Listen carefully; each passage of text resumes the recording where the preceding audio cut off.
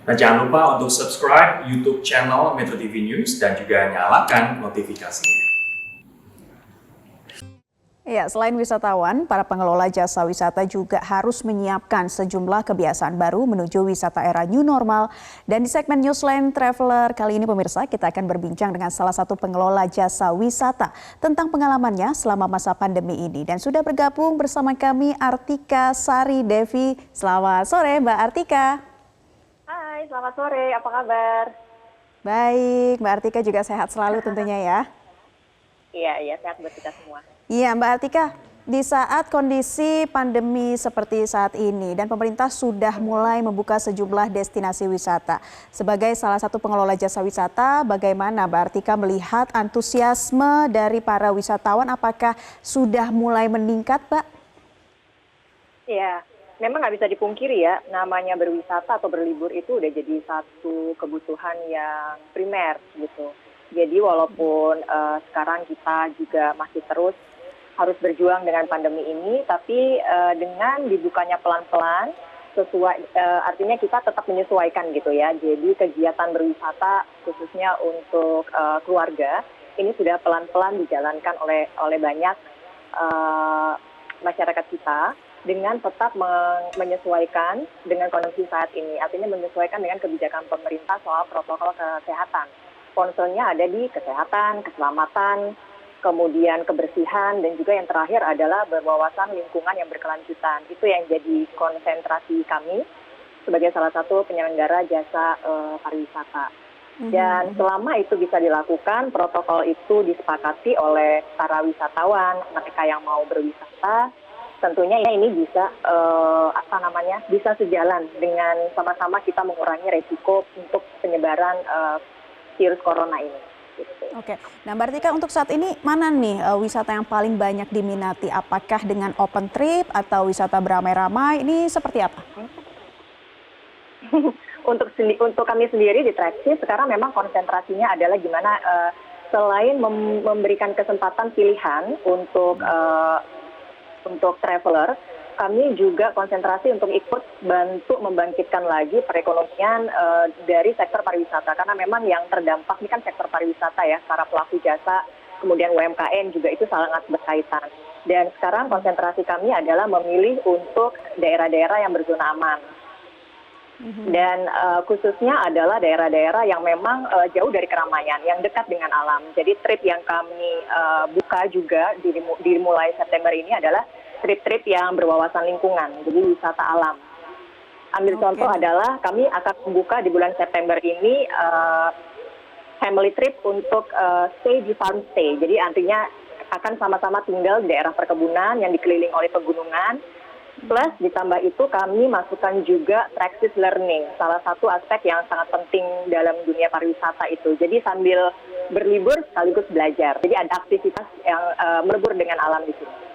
Oke, jadi untuk situasi pandemi saat ini masih banyak dari mereka yang berminat terhadap perjalanan family trip begitu ya Mbak ya? Iya, Oke. Yang membawa anak-anak wisata. Tujuan wisata untuk di wilayah Indonesia sendiri sudah dibuka beberapa tempat wisata, terutama wisata alam yang Mbak Artika katakan, tetapi kebanyakan dari para wisatawan memilih tempat yang seperti apa dan tujuan daerahnya di mana saja nih Mbak Artika? Kalau melihat dari minatnya sekarang ini kebanyakan masyarakat kita sekarang kan masih pelan-pelan menumbuhkan rasa percaya diri untuk keluar dari rumah, tujuannya wisata ya. Dan pilihan-pilihannya pun adalah pilihan-pilihan ke destinasi yang private, yang lebih open air, bukan ke tempat yang ramai dikunjungi wisatawan. Jadi dari Traxis juga sangat memikirkan itu. Kami memilih destinasi juga di mana jasa penyedia atau pengelola penginapan atau hotel itu sepakat untuk mengadakan kuota, jadi membatasi jumlah pengunjung atau jumlah tamu. Kemudian kesepakatan lainnya adalah bahwa para calon traveler ini juga bersedia untuk melakukan prosedur tes swab, juga tes rapid. Dan lebih dikhususkan lagi sebenarnya adalah yang akan berangkat ini adalah dalam hubungan keluarga, artinya dalam satu rumah itu akan lebih baik. Oke, untuk kuota yang dibatasi sekarang mencapai berapa kuota saja Mbak yang boleh mengikuti open trip atau family trip katakanlah? semuanya sebenarnya tergantung pada ketersediaan tempat menginap. Contohnya seperti di Farmstay itu ada beberapa lokasi rumah atau villa yang hanya memang 2 sampai dengan 4 setiap rumahnya, seperti itu. Dan sebenarnya bisa lebih asalkan jika udah jadi kesepakatan ya, artinya anggota yang tambahan itu adalah masih kerabat, masih keluarga, jadi tahu sekali riwayat berpergiannya kemana saja, dan kemudian sudah mengikuti rapid test atau swab. Iya, sudahkah pihak dari penyedia jasa wisata ini menyediakan trip ke luar negeri dan bagaimana prosedurnya Mbak nantinya? Kalau untuk traksi sendiri memang sekarang konsentrasi kami adalah di domestik. Jadi memang tadi kami sudah sebutkan di awal ya, tadi saya sudah singgung di awal, memang konsentrasi kami adalah ingin untuk meningkatkan atau menumbuhkan kembali semangat dari para pelaku industri pariwisata domestik atau lokal ini yang jadi konsentrasi kami. Kemudian juga karena memang visa untuk keluar pun sekarang belum bisa ya untuk wisatawan kita. Hanya ada mungkin bisa dibilang satu negara bisa dibilang ya, Turki lah yang open untuk sekarang membuka sangat welcome untuk pariwisata datang dari mancanegara.